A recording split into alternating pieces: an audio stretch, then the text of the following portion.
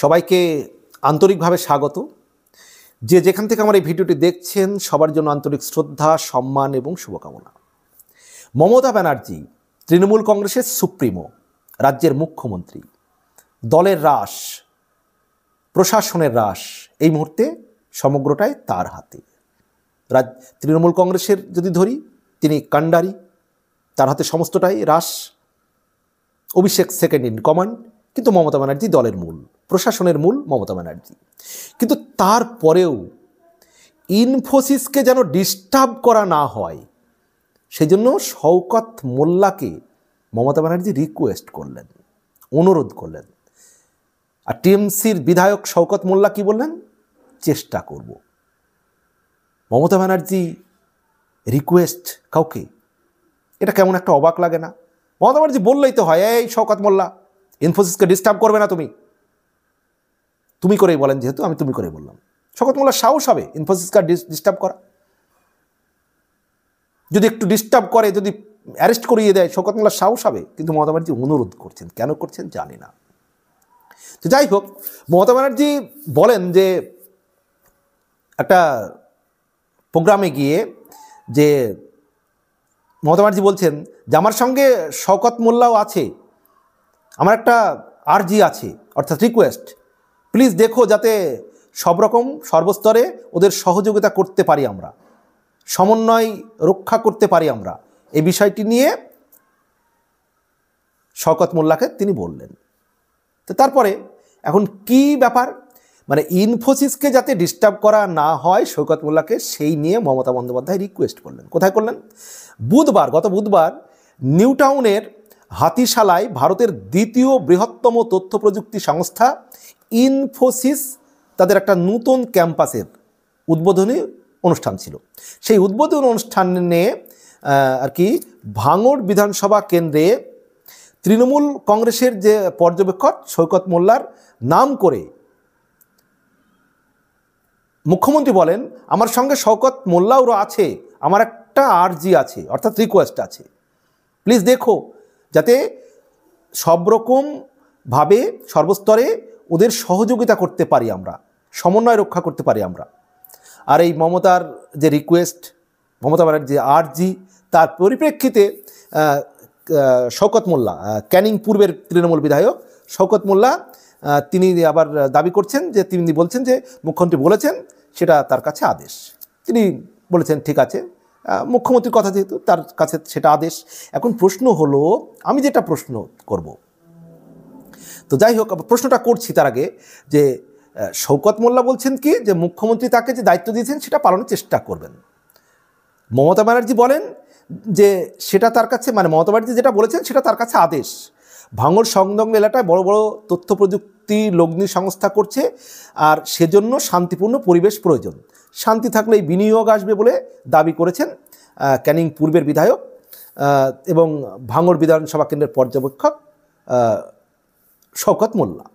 তো ঘটনা হচ্ছে, এই যে শওকত মোল্লার মতন মানুষকে যদি আর্জি করতে হয়, কেন ইনফোসিসকে ডিস্টার্ব করো না এটা বলতে হবে কেন?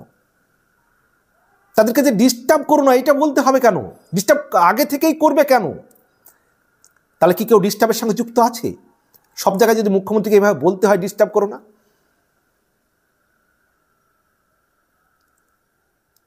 তবে আরেকটা জিনিস কি, শুধু একা মানে তাকেই দায়িত্ব দেননি মুখ্যমন্ত্রী, কলকাতা পুলিশ, বিধাননগরের পুলিশ কমিশনারেটকেও সমন্বয় বজায় রাখার নির্দেশ দিয়েছেন। মুখ্যমন্ত্রী জানিয়েছেন যে এলাকায় তথ্য প্রযুক্তি সংস্থার বিনিয়োগ আসছে, সেটা সীমান্ত এলাকা, তাই পুলিশকে অত্যন্ত সতর্ক থাকতে হবে, দুই বাহিনীর মধ্যে বজায় রাখতে হবে সমন্বয়। অর্থাৎ তিনি স্পষ্ট বলেন, নো ডিস্টার্বনেস নাথিং, ওদের অবশ্যই শান্তিপূর্ণভাবে এবং সুষ্ঠুভাবে কাজ করতে দিতে হবে, অর্থাৎ ইনফোসিসকে।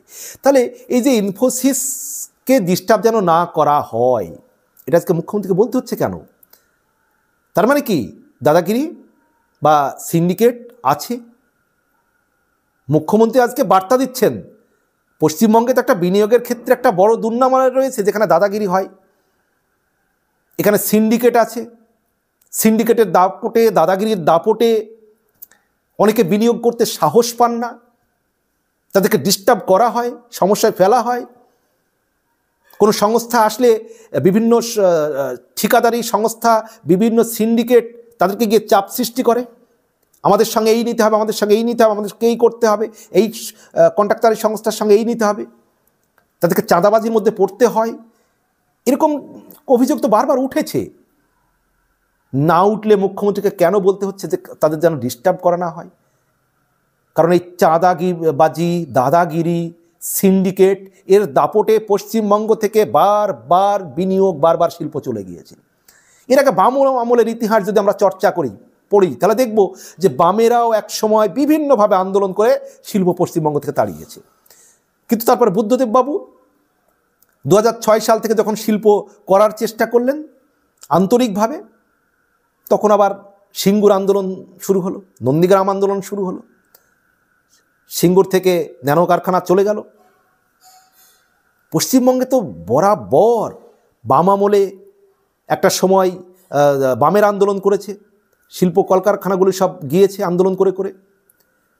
বামেদেররা যখন করার চেষ্টা করলো বুদ্ধদেবের বাবুর আমলে 2006 সালে, মমতা ব্যানার্জি আন্দোলন করলেন, ন্যানো কারখানা চলে গেল, শিল্পর ভবিষ্যৎ অন্ধকার হয়ে গেল।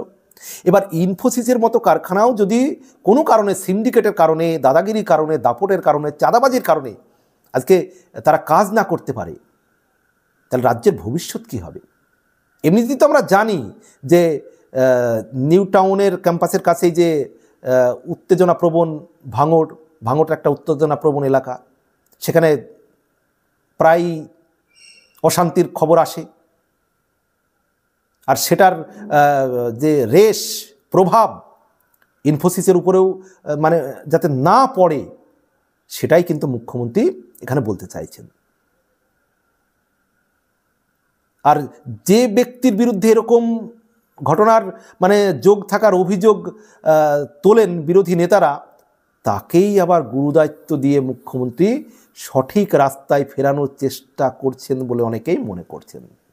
যে নেতার আর কি বলবো, মানে যে ব্যক্তির বিরুদ্ধে এরকম ঘটনার যুক্ত থাকার অভিযোগগুলো ওঠে, এই দাদাগিরি, সিন্ডিকেট, যার বিরুদ্ধে অভিযোগগুলো ওঠে আর কি বিরোধীরা তোলেন, তাকেই গুরুদায়িত্ব দিলেন মুখ্যমন্ত্রী, যাতে সঠিক রাস্তায় তাকে ফেরানোর চেষ্টা করলেন, নাকি তাকে দায়িত্ব দিয়ে যাতে এটা না হয় সেই দিকটা নিশ্চিত করতে চাইলেন। মতামত তো আপনারা জানাবেন সেগুলো, আমার বন্ধুরা, স্যারেরা, ভাই বোন, ম্যাডামেরা, যে মুখ্যমন্ত্রী যাকে দায়িত্বটা দিলেন তার উপরেই তো অভিযোগ তোলেন বিরোধীরা যে ইনিই তো মানে যত মানে কি বলবো দাদাগিরি, সিন্ডিকেট, মানে কি বলবো মাসল ম্যান। একবার মুখ্যমন্ত্রী বলেছিলেন না যে তুই তো ওই কি বাস স্ট্যান্ড না কি চেয়েছিল, তুই তো কি করিস, একটা কথা বলেছিল না যে তুই তো ওখানে এই কাজ করিস, কি করবি, এরকম একটা কি বলেছিলেন না শওকত মোল্লাকে মুখ্যমন্ত্রী, মনে আছে আপনাদের? আমি আর ওটা ক্লিয়ার করে বললাম না এই ভিডিওতে, কারণ সব কথা সব জায়গায় বলতে নেই। তো যাই হোক, তাহলে মুখ্যমন্ত্রী তাকেই গুরুদায়িত্ব দিলেন মানে সোজা রাস্তায় আনার জন্য, নাকি যাতে যেহেতু সে যদি এই সব কাজ করে থাকে তাকে দায়িত্ব দিলে অন্তত তার ভাবনাবেন না আমাকেই দায়িত্ব দিয়েছে, এখন যদি এটা করা যায় তাহলে তো ঠিক হবে না।